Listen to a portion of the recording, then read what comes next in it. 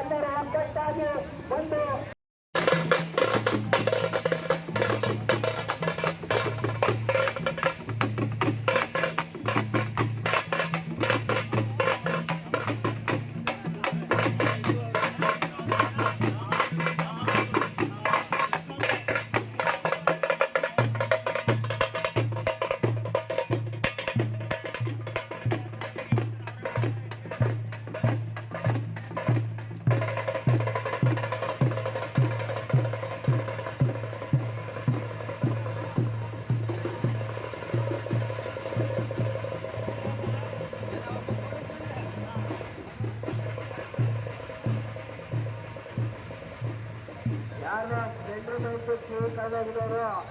ಇಲ್ಲಿ ಕೆಂಪು ಹತ್ರ ಸಿಕ್ಕಿದೆ.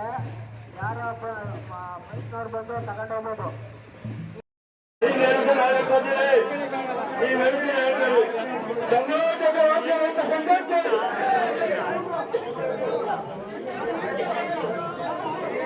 ರೈತ ಹೋರಾಟಕ್ಕೆ, ರೈತ ಚಳುವಳಿಯನ್ನ ಮುಕ್ತಾಯ ಮಾಡುವ ನಾವು ಎಚ್ಚರಿಕೆಯನ್ನ ಕೊಟ್ಟಿದ್ದೀವಿ. 1,02,000 ಜನ ಒಪ್ಪಿಗೆದಾಗಿದ್ದೀವಿ. ಕಬ್ಬುಗಳಲ್ಲಿ ಎಷ್ಟು ಜನ ಇದೀವಿ ನೋಡಿ, ಪ್ರತಿ 50 ರೂಪಾಯಿ ಬಾಕಿ ಬರ್ಕೊಳ್ಳಕ್ಕೆ. ಈ ದೊಡ್ಡ ಫ್ಯಾಕ್ಟ್ರಿ ಕೊಪ್ಪ ಫ್ಯಾಕ್ಟ್ರಿ ಇಲ್ಲೇನೆ 40,050 ಜನ ಒಪ್ಪಿಗೆದಾರಿದ್ದೀವಿ ಕಬ್ಬುಗಳಿಗೆ. ಎಷ್ಟು ಜನ ಬಂದಿದ್ದೀವಿ ನೋಡಿ ಕಬ್ಬು ಬಾಕಿ ತಗೊಳ್ಳಿಕ್ಕೆ, ಹೋರಾಟಕ್ಕೆ.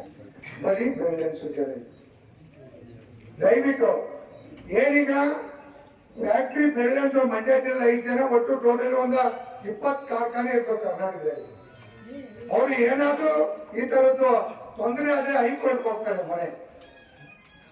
ನಾವು 1,00,000 ಜನ ಇಟ್ಕೊಂಡು ಯಾವ ತರ ನಾವು ಹೈಕೋರ್ಟ್ಗೆ ಹೋಗಿದೀವ ನಮ್ ಪರವಾಗಿ ಹೇಳ್ರಿ. ಯಾವತ್ತಾದ್ರೂ ನಮ್ಗೆ ಕೋರ್ಟ್ ಅನ್ಯಾಯ ಮಾಡ್ತಾ ಇದ್ರಿ, ನಾವು ಇಷ್ಟು ಕಷ್ಟಪಟ್ಟು ಕಬ್ಬೆಳೆ ಬೆಳೀತಾ ಇದೀವಿ, ನಮ್ಗೆ ಹಣನ ಸರಿಯಾದ ರೀತಿಯಲ್ಲಿ ಕಾರ್ಖಾನೆಯಲ್ಲಿ ಸರ್ಕಾರ ಕೊಡ್ತಾ ಇಲ್ಲ ಅಂತ ನಾವು ಕೋರ್ಟ್ಗೆ ಹೋಗ್ಬೇಕಾಗಿತ್ತಲ್ವಾ. ಕೂತಿರ್ತೀವಿ, ಓಟದ ಖರ್ಚು ಮಾಡ್ತೀವಿ ಬೇಕಾದಷ್ಟನ್ನ. ಯಾಕೆ ನಾವು ಕೋರ್ಟ್ಗೆ ಹೋಗ್ತಾ ಇಲ್ಲ? ಯಾಕೆ ಕೋರ್ಟ್ಗೆ ನಾವು ಮೊರೆ ಹೋಯ್ತಲ್ಲ ರೈತರ ಪರವಾಗಿ? ದಯವಿಟ್ಟು ಈ ಸಾರಿ ನಾವು ಕೋರ್ಟ್ಗೆ ಹೋಗ್ತಾ ಇದ್ದೀವಿ. ಸಕ್ಕರೆ ರೇಟ್ನ ಜಾಸ್ತಿ ಮಾಡಬೇಕು. ಎಲ್ಲಾ ಬೆಲೆಗಳು ಜಾಸ್ತಿ ಆಗ್ತಾ ಇದೆ. ಕಬ್ಬಿನ ಸಕ್ಕರೆ ರೇಟ್ ಜಾಸ್ತಿ ಆದ್ರೆ ಆಟೋಮೆಟಿಕ್ ಕಬ್ಬಿನ ರೇಟ್ ಜಾಸ್ತಿ ಆಗ್ತದೆ. 31, 32, 15 ವರ್ಷದಿಂದ ಅಷ್ಟೇ ಸಕ್ಕರೆ ರೇಟು. ತಿನ್ನೋರು ಅಂಗಡಿ ಮಾಲೀಕರು ಬೆಳೀತಾ ಇದ್ದಾರೆ ಸಕ್ಕರೆ ವ್ಯಾಪಾರ ಮಾಡಿ ಮಾಡಿ ಮಾಡಿ. ನಾವು ಕೆಳಕ್ಕೆ ಹೋಗ್ತಾ ಇದೀವಿ. ಬೇರೆ ಬೇರೆ ಮೆನ್ಯೂ ರೇಟ್ಗಳೆಲ್ಲ ಜಾಸ್ತಿ ಆದ್ರೆ ಯಾವ ತರ ಬೀದಿ ಬಂದಿದೀವ, ತಗೋದು ಹಾಕೋದು, ತಗೋದು ಹಾಕೋದು, ಬೆಳಗಿದು ಕೊಡೋದು, ಇದೇ ನಿಟ್ಟಿನಲ್ಲಿ ಇದೀವಿ. ನಮ್ಮ ಜೀವನದ ಬಗ್ಗೆ ಚಿಂತನೆ ಮಾಡ್ತಾ ಇದೆ. ಯಾವ ತರ ಓಲಿ ನೀವಾಗಿದ್ದು ನೀವು ಹೇಳಬೇಡ, ನಾವು ಕರೀತಾ ಇದ್ದೀವಿ. ಕಳೆದ್ರು ಇಷ್ಟು ಜನ ಬರ್ತಿದ್ರೆ ಕೈಯಿಂದ ದುಡ್ಡು ಹಾಕೊಂಡು 5,000 10,000 ಖರ್ಚು ಮಾಡ್ಕೊಂಡು 2 ದಿವಸ ಹುಡುಗರೆಲ್ಲ ಬಾಯಿಗೆ ಇಟ್ಕೊಂಡು ಕೆಲಸ ಕಾರ್ಯಬಿಟ್ಟು ಅವ್ರ ಹೆಂಡತಿ ಮಕ್ಳ ಕೈಲೆಲ್ಲ ಬೋಯಿಸ್ಕೊಂಡು ನಿಮ್ಮ ಮನ್ಮನೆ ತಿರುಗಿ ಅನೌನ್ಸ್ ಮಾಡ್ತೀವಲ್ರಿ. ಇಟ್ಟಿಲ್ದೆ ಅಂತರೂ ನೀವು ಇಷ್ಟು ಕೇಳಿದ್ರು ಕಬ್ಬು ಬೆಳೆಗಾರ ಒಂದು ದಿವಸ ಒಂದು ಚಳವಳಿಗೆ ಭಾಗವಹಿಸ್ತಾ ಇಲ್ಲ ಅಂದ್ರೆ ಹಾಗೆ ಆಗುದಿಲ್ವೇನ್ರಿ? ಕಾರ್ಖಾನೆ ಮಾಲೀಕರಿಗೆ ರೈತರು ಒಗ್ಗಟ್ಟಿಲ್ಲ ಅಂತ ಚುನಾವಣೆ ಬಂದಾಗ ಇಂಡಿಯಾ ಕೂಡ ಇಳಿಸ್ಕೊಳ್ರಿ. ಯಾರೇನ್ ಮಾಡ್ಬಿಟ್ರಿ ಹೋಲಿ?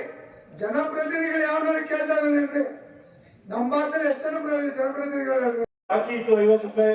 ಆ ಬಾಕಿ ಹಣನ ಎಲ್ಲಾ ಕಬ್ಬು ಸರಬರಾಜು ಮಾಡಿದಂತ ರೈತರ ಖಾತೆಗೆ ಈಗಾಗಲೇ ಕೊಟ್ಟಾಗಿದೆ.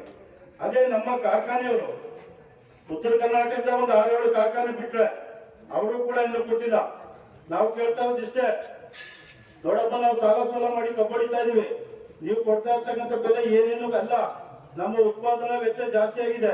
ನಾವು ಲೆಕ್ಕ ಹಾಕಿ ನಿಮ್ಮ ಕೃಷಿ ವಿಶ್ವವಿದ್ಯಾನಿಲಯಗಳು ಏನು ಕೃಷಿ ವೆಚ್ಚವನ್ನ ಲೆಕ್ಕ ಹಾಕಿ ಕೊಟ್ಟಿರೋದ್ರ ಪ್ರಕಾರ ನಾವು 1 ಟನ್ ಕಬ್ಬು ಬೆಳಿಬೇಕಾದ್ರೆ 4,000 ರೂಪಾಯಿ ಬರ್ತದೆ. ಹಾಗಾಗಿ ಏನೀಗ 50 ರೂಪಾಯಿ ಬಾಕಿ ಇದೆ, ಅದನ್ನಾರು ಕೊಡಿ ಅಂತ ಕೇಳ್ತಾ ಇದ್ರೆ ನಾವು ಕೊಡೋಕ್ಕಾಗಲ್ಲ ಅಂತೇಳಿ ಅವ್ರದ್ದು ಒಂದು ಸಂಘಟನೆ ಇದೆಯಲ್ಲ ಸಿಸ್ಮಾ ಅಂತೇಳಿ. ಸಿಸ್ಮಾ ಅಂದ್ರೆ south India sugar mill association, ದಕ್ಷಿಣ ಭಾರತ ಸಕ್ಕರೆ ಕಾರ್ಖಾನೆಗಳ ಒಕ್ಕೂಟ. ಆ ಒಕ್ಕೂಟರು ಹೈಕೋರ್ಟಲ್ಲಿ ಒಂದು ರಿಟ್ ಪಿಟಿಷನ್ ಹಾಕಿ ನಾವು ರೈತರಿಗೆ 50 ರೂಪಾಯಿ ಕೊಡಲ್ಲ ಅಂತ ಹೇಳಿ ಒಂದು ಸ್ಟೇ ತಗೊಂಡಿದ್ರು ಅಂತ. ಅಷ್ಟೇ ಅದಿರಲಿ, ಅಷ್ಟೇ ನಮ್ಗೆ ಅಗತ್ಯ ಇಲ್ಲ, ಸ್ಟೇ ಯಾವ್ದಾದ್ರು ಒಂದು ರೆಕಾರ್ಡ್ ಆಗುತ್ತೆ. ಹಾಗಾಗಿ ಇವತ್ತು ನಾವು ನಾನು ಈ ಕಾರ್ಖಾನೆ ಕೇಳ್ಕೊಳ್ಳೋದಿಷ್ಟೇ, ಹಿಂದಿನ ದಶಕದಲ್ಲಿ 90ರಿಂದ 2000, 2005 10-15 ವರ್ಷಗಳಲ್ಲಿ ಕಾರ್ಖಾನೆಯಲ್ಲಿ ಡಿಸ್ಟಿಲರಿ ಇಲ್ಲ, ಕೋಜನ್ ಇಲ್ಲ, ಏನೇನು ಇಲ್ಲ ಅಂತೇಳಿ ಅವತ್ತು ನಮ್ಮಿಂದ ಏನು ಸರ್ಕಾರದಲ್ಲಿ ಬೆಲೆ ನಿಗದಿ ಆಗಿತ್ತು, ನಮ್ಮಿಂದ 100-200 ರೂಪಾಯಿಗಳನ್ನ ಒಂದು ವರ್ಷ ಬಿಟ್ಕೊಡ್ತೀನಿ, 6 ತಿಂಗಳು ಬಿಟ್ಕೊಡ್ತೀನಿ, ಕಾರ್ಖಾನೆ ಸಂಕಷ್ಟದಲ್ಲಿದೆ, ಹಾಗಾಗಿ ರೈತರು ಸಾಕಷ್ಟು ಅಂತೇಳಿ ಹೇಳಿದ್ದಂತ ದಿವಸಗಳು, ಹೇಳಿದಂತ ವರ್ಷಗಳಿತ್ತು. ನಾವೆಲ್ಲ ಆ ಕಾಲದಲ್ಲಿ ಸಾಕಷ್ಟಿದ್ವಿ ಕಾರ್ಖಾನೆಯವರಿಗೆ.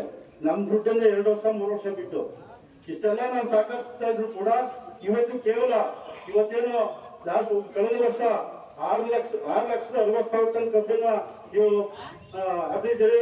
ಅದ್ರ ಬಾಕಿ ಒಂದೇನೋ 100 ಕೋಟಿ ಬರ್ಬೋದು ಅಷ್ಟೇ. ಹಣನ ನೀವು ಕೊಟ್ಟೇ ತೀರ್ಬೇಕು. ಹಣ ಕೊಡ್ಲಿಲ್ಲ ಅಂತ ಹೇಳಿದ್ರೆ ನಾವು ಹೋರಾಟವನ್ನ ಜೀವನಗೊಳಿಸಬೇಕಾಗಿರ್ತಕ್ಕಂಥ ಎಚ್ಚರಿಕೆಯನ್ನ ನಾನು ಕರ್ನಾಟಕ ರಾಜ್ಯ ರೈತ ಸಂಘದ ಪರವಾಗಿ ಕೊಡ್ಲಿಕ್ಕೆ ಇಚ್ಛಿಸ್ತೀನಿ. ಬಂಧುಗಳೇ, ಇವಾಗಲೂ ಕೂಡ ಸರ್ಕಾರ ಈಗಾಗಲೇ 2026-27ನೇ ಸಾಲಿಗೆ FRP ಬೆಲೆಯನ್ನ ನಿಗದಿ ಮಾಡಿದೆ. ಯಾವ ರೀತಿ FRP ಬೆಲೆಯನ್ನ ನಿಗದಿ ಮಾಡಿದೆ ಅಂತ ಹೇಳಿದ್ರೆ, ಸಕ್ಕರೆ ಇಳುವರಿ 10.25 ರಿಕವರಿ ಅಂತ ಹೇಳಿದ್ರೆ ಏನಪ್ಪಾ ಅಂತ ಹೇಳಿದ್ರೆ, 1 ಟನ್ ಕಬ್ಬಿನಲ್ಲಿ 102.5 kg ಸಕ್ಕರೆ ಬಂದ್ರೆ ಆ ಕಬ್ಬಿಗೆ 1 ಟನ್ಗೆ 3,650 ರೂಪಾಯಿ ತಾಳೆ ನಿಗದಿ ಮಾಡಿದೆ ಮುಂದಿನ ಸೀಸನ್ಗೆ. ಈಗ ಹೊಡಿತೀವಲ್ಲ ನಾವು ಆ ಸೀಸನ್ಗೆ. ಇದು ವೈಜ್ಞಾನಿಕವಾದಂತ ಬೆಲೆನ. ಈ ಸರ್ಕಾರಕ್ಕೆ ಏನಾದ್ರು ರೈತರ ಬಗ್ಗೆ ಕಾಳಜಿ ಇದೆಯಾ? ಇವತ್ತು ನಮ್ಮಿಂದ ಓಡ್ತಕ್ಕಂಥ ಗೆದ್ದವರಲ್ಲ MLA-ಗಳು, MP-ಗಳು, ಅವರು ಅಸೆಂಬ್ಲಿ ಒಳಗಾಗ್ಲಿ ಪಾರ್ಲಿಮೆಂಟ್ ಒಳಗಾಗ್ಲಿ ರೈತರ ಕಷ್ಟವ ಒಬ್ಬನೇ ಒಬ್ಬ MP MLA ಕೇಳ್ತಾ ಇಲ್ಲ. ಇವತ್ತು ಈ ಬೆಲೆ ವೈಜ್ಞಾನಿಕ ಬೆಲೆ ಅಂತ ನೀವು ಅರ್ಥ ಮಾಡ್ಕೊಳ್ಬೇಕು. ನಮ್ಮ ವೆಚ್ಚವೇ 4,500 5,000 ಬರ್ತಿರ್ಬೇಕಾದ್ರೆ ಇವರು ಅದರ ಮೇಲೆ ಲಾಭಾಂಶವಾಗಿ ಇನ್ನೆಷ್ಟನ್ನು ಕೊಡ್ತಿದ್ದಾರೆ. ಕೊಡಬೇಕಿತ್ತು ಕನಿಷ್ಠ 6,000-7,000 ಪ್ರತಿ ಟನ್ ಕಬ್ಬಿಗೆ ಬೆಲೆ ನಿಗದಿ ಆಗ್ಬೇಕಾಗಿತ್ತು. ನಾವು ಕೇಳಬೇಕಾಗಿರೋದು ಅದು, ಸ್ವಾಮಿ ನಮ್ಗೆ ಪ್ರತಿ ಟನ್ ಕಬ್ಬಿಗೆ 6,000-7,000 ನಿಗದಿ ಮಾಡಿ ಅಂತ ಹೇಳಿ ಸರ್ಕಾರವನ್ನ ಆಗ್ರಹಿಸಬೇಕಿತ್ತು, ಫ್ಯಾಕ್ಟರಿ ಅವ್ರನ್ನ ಕೇಳಬೇಕಿತ್ತು. ನಾವು ಕೇಳ್ತಾ ಇರೋದೇನೋ, ಸ್ವಾಮಿ ಇನ್ನೊಂದು 50 ರೂಪಾಯಿ ಕೊಟ್ಕೊಡಿ. ಆ 50 ರೂಪಾಯಿ ಕೊಡ್ಲಿಲ್ಲ ಅಂದ್ರೆ ನೀವು ಫ್ಯಾಕ್ಟರಿ ಮಾಡಕ್ ಬಿಡಕ್ಕಿಲ್ಲ. ಈ 50 ರೂಪಾಯಿ ತಗೊಂಡು ನಾವೇನ್ ಮಾಡೋಣ? ನಮಗ್ ಸಾಕಾಗಕ್ಕಿಲ್ಲ. ಈ ಹೋರಾಟ ತೃಪ್ತಿದಾಯಕವಲ್ಲ. ನಾವು ಕೇಳಬೇಕಾಗಿರೋದು ಟನ್ ಕಬ್ಬಿಗೆ 6,000-7,000 ಕೊಡಿ ಸ್ವಾಮಿ. ಯಾಕೆ ಕೇಳ್ತಿದೀವಿ? ಇವತ್ತು ನಾವು ಬದುಕನ್ನು ಕಟ್ಕೊಬೇಕು. ಶಿಕ್ಷಣ, ಆರೋಗ್ಯ ಎಲ್ಲವೂ ಹೋಗ್ತಾನೆ ಐತೆ. ಸಾಮಾಜಿಕ ಕ್ಷೇತ್ರಗಳನ್ನ ಖಾಸಗೀಕರಣ ಮಾಡ್ತಾವ್ರೆ, ವಿದ್ಯುತ್ ಅನ್ನ ಖಾಸಗೀಕರಣ ಮಾಡ್ತಾವ್ರೆ. ನಿಮ್ಗೆ ಗೊತ್ತಿರೋ ವಿಚಾರ. ಏನ್ ನಾವೀಗ ಬೋರ್ಗಳನ್ನ ಬಳಸ್ತಾ ಇದೀವಿ ಉಚಿತವಾಗಿ, ಅದನ್ನ ಖಾಸಗಿಯವ್ರಿಗೆ, ಟಾಟಾದವ್ರಿಗೆ ಕರೆದಿದ್ದಾರೆ. ಅಂದ್ರೆ ಅದೇನಾದ್ರೂ ಖಾಸಗೀಕರಣ ಆಗ್ಬಿಟ್ರೆ ಪ್ರತಿ ಗಂಟೆಗೆ ಬೋರ್ ಕರೆಂಟ್ಗೂ ಕೂಡ ನಾವು ದುಡ್ಡು ಕಟ್ಟಬೇಕು. ಎಲ್ಲದಕ್ಕೂ ನಮ್ಮನ್ನ ದುಡ್ಡು ಕಟ್ಟಿ ಅಂತ ಹೇಳ್ತೀರಾ? ಯಾವ್ದು ಬೇಡಪ್ಪ. ಈ ಜಾಗ ಯಾರ್ದಾಗಿತ್ತು? ಕಾರ್ಖಾನೆ ಆರಂಭಕ್ಕೂ ಮೊದಲು ರೈತರದು. ನಾವು ನಿಮ್ಮ ಕಾರ್ಖಾನೆ ಆರಂಭ ಮಾಡ್ಲಿಕ್ಕೆ ಸಾಕಷ್ಟು ಆಶೋತ್ತರಗಳನ್ನ ಇಟ್ಕೊಂಡು ನಮ್ಮ ಭೂಮಿಯನ್ನ ನಿಮ್ಗೆ ಕೊಟ್ಟು ಪ್ರತಿಫಲವಾಗಿ ನೀವು ನಮ್ಗೆ ಏನ್ ಕೊಡ್ತಾ ಇದ್ದೀರಿ? 50 ರೂಪಾಯಿ ಕೊಡಕ್ಕೆ, ಸರ್ಕಾರ ಘೋಷಣೆ ಮಾಡಿರೋ 50 ರೂಪಾಯಿ ಕೊಡಕ್ಕೆ ಎಲ್ಲಾ ರೈತರು ನಿಮ್ಮ ಕಾರ್ಖಾನೆ ಜೊತೆಗೆ 300 kg ಕಬ್ಬು ಸಿಕ್ಕಿರ್ತದೆ. ಇದೆಲ್ಲ ಸೇರಿಸಿದಾಗ ಒಟ್ಟಾರೆ ಕಬ್ಬು ಬೆಳೆಯುವಂತ ರೈತರು ಸಕ್ಕರೆ ತಿಂತಾ ಇಲ್ಲ. ಆ 3 kg ಸಕ್ಕರೆನಲ್ಲಿ 55 kg ಸ್ವೀಟ್ ಅಂಗಡಿ ಬರ್ತದೆ. ನಿಮ್ಮ ಬೇಕರಿಗಳಲ್ಲಿ ಸ್ವೀಟ್ ಮಾಡಕ್ಕೆ ಕೇಕು ಅಂತ ನಿಂತಲ್ಲಿ ಸ್ವೀಟ್ ಮಾಡ್ತಲ್ಲ. 55 kg 100ರಲ್ಲಿ 55 kg ಸ್ವೀಟ್ ಅಂಗಡಿ ಹೋಗುತ್ತೆ. 15 kg ಚಾಕ್ಲೇಟ್ ಹೋಗುತ್ತೆ. 15 kg ಪೆಪ್ಸಿ ಕೋಕಾ ಅದಕ್ಕೆ ಹೋಗುತ್ತೆ. 8 kg ಹೋಟೆಲ್ ನಾವೆಲ್ಲ ಕಾಫಿ ಕುಡಿತೀವಲ್ಲ, ಹೋಟೆಲ್ ಹೋಗ್ತದೆ. ಇನ್ನು ನಾವು ಬಳಕೆ ಮಾಡ್ತಾ ಬೆಳೆಸ್ಬೇಕ 100 kg ಸಕ್ಕರೆ ಉತ್ಪಾದನೆಗಳು ನಾವು ಬಳಕೆ ಮಾಡ್ತಾ ಇರ್ತಕ್ಕಂಥದ್ದು ಬರೀ 7 kg ಮಾತ್ರ. ಇಷ್ಟು ಆದಾಯ ಇದೆ. ಮತ್ತೆ ಈ ದೇಶದಲ್ಲಿ ನಾವು ಕಬ್ಬು ಬೆಳೆಗಾರರು 28 ಕೋಟಿ ಉದ್ಯೋಗವನ್ನು ಸೃಷ್ಟಿ ಮಾಡಿದ್ದೀವಿ. ಕಡಿಮೆ ಇಲ್ಲ. 142 ಕೋಟಿ ನಾವು ಜನಸಂಖ್ಯೆ ಇದ್ದೀವಿ. 142 ಕೋಟಿ ಜನಸಂಖ್ಯೆಯಲ್ಲಿ ನಾವು ಕಬ್ಬು ಬೆಳೆಗಾರರು. ಈ ದೇಶದಲ್ಲಿ 28 ಕೋಟಿ ಜನರಿಗೆ ಉದ್ಯೋಗ. ಅಂದ್ರೆ ಕಬ್ಬು ಬೆಳೆಯೋರು, ಕಬ್ಬು ಕಡಿಯೋರು, ಕಾರ್ಖಾನೆಯವರು, ಕಾರ್ಖಾನೆಯಲ್ಲಿ ಕೆಲಸ ಮಾಡ್ತಕ್ಕಂಥ ಕಾರ್ಮಿಕರು, ಇವರೆಲ್ಲ ಸೇರಿ 28 ಕೋಟಿ ಉದ್ಯೋಗ. 20% ಸರ್ಕಾರಕ್ಕೆ ತೆರಿಗೆ ಕೊಡ್ತಾ ಇದ್ದೇವೆ ನಾವು. ಹೀಗಾಗಿ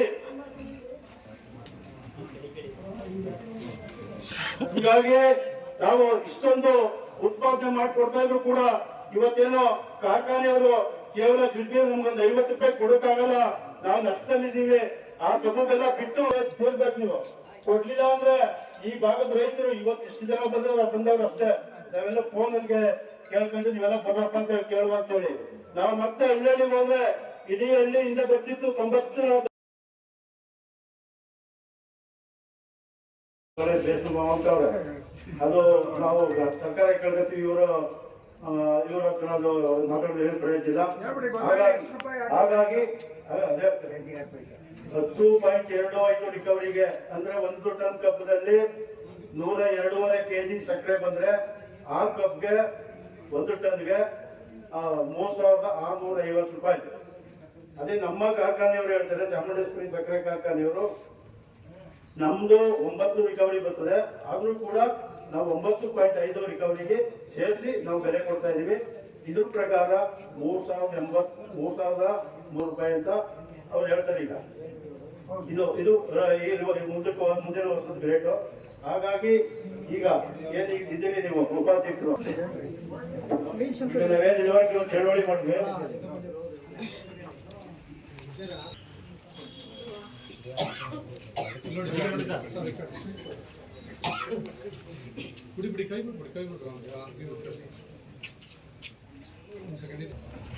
ನಾವು ಯಾವಾಗಲೂ ರೈತರ ವಿರೋಧ ಹೋಗುದಿಲ್ಲ, ಮಾಡುದಿಲ್ಲ. ಅದು ಇರುವುದು ರೈತರ ಎಲ್ರಿಗೂ ಗೊತ್ತು ವಿಚಾರ. ನೀವೆಲ್ಲ ಹೆಂಗೆ ಹೇಳ್ತಾ ಇದ್ದೀರೋ, ಒಂದು ಗಂಟೆ ಈಗ ಏನೇನು ಪ್ರಾಬ್ಲಮ್ ಹೇಳ್ತಾ ಇದ್ದೀರೋ ಅದೇ ತರ ಪ್ರಾಬ್ಲಮ್ ಕಾರ್ಖಾನೆಗಳಿಗೆ ಐತೆ.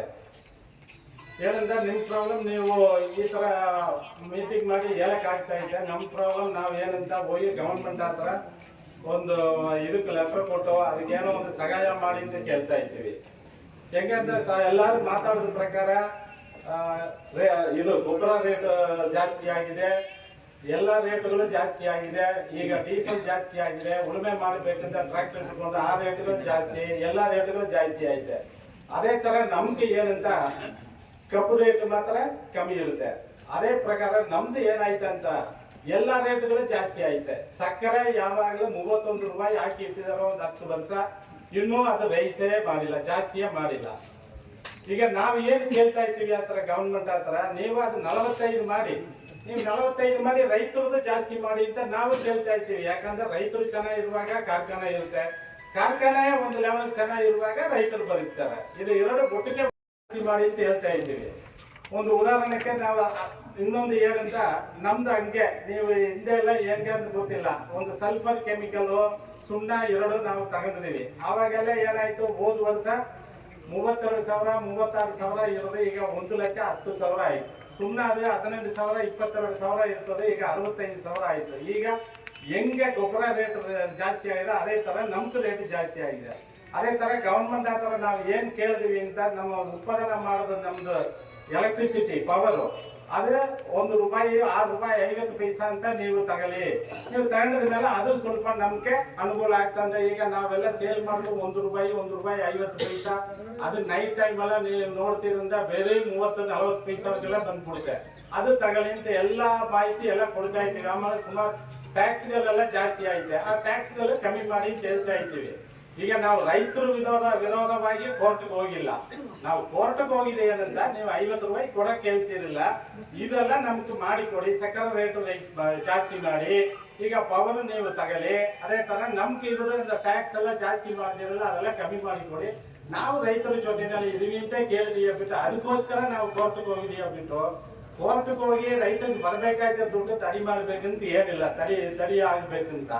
ಅದೇ ತರ ನಾವು ಅದೇ ಹೇಳಿದ್ರಿ ಸರ್, ಒಂದೇ ಇಲ್ಲಾಂದ್ರೆ ನೀವು ಅದು 50 ರೂಪಾಯಿ ನೀವೇ ಕೊಡಿ, ಇಲ್ಲಾಂದ್ರೆ ಇದು ಮಾಡಿ ಕೊಡಿ, ನಾವು ಇದು ಕೊಡಕ್ಕೆ ರೆಡಿ ಇದೀವಿ ಅಂತ ಹೇಳಿದ್ವಿ ಅಂದ್ಬಿಟ್ಟು, ಅದು ಮುಂದಕ್ಕೆ ನಾವು ಯಾವಾಗಲೂ ನಿಮ್ ಸಪೋರ್ಟ್ ನಲ್ಲಿ ಇರ್ತೀವಿ.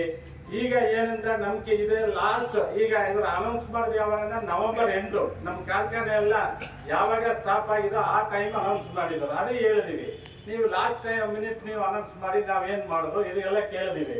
ಈಗ ಸಾಹೇಬ್ರೆಲ್ಲ ಹೇಳಿದ ಪ್ರಕಾರ ಎಲ್ಲ ಲೀಡರ್ಗಳು ಹೇಳ್ತಿದ್ರೆ ನಾವು ನಿಮ್ ಜೊತೆನಲ್ಲಿ ಇರ್ತೀವಿ. ನಾವು ಎಲ್ಲ ವಿಚಾರ ಈಗ ಎಲ್ಲ ದಕ್ಷಿಣ ಕರ್ನಾಟಕ ಭಾಗ ಎಲ್ಲ ಫ್ಯಾಕ್ಟ್ರಿಗೆ ಏನಾಗ್ತೋ ಅದೇ ತರ ನಾವು ಮುಂದಕ್ಕೆಲ್ಲ ಮ್ಯಾನೇಜ್ಮೆಂಟ್ ಅಂತ ಮಾತಾಡ್ಕೊಂಡು ನಾವು ವಿಚಾರ ನಮ್ಮ ಇವರಿಗೆ ತಿಳಿಸ್ತೀವಿ.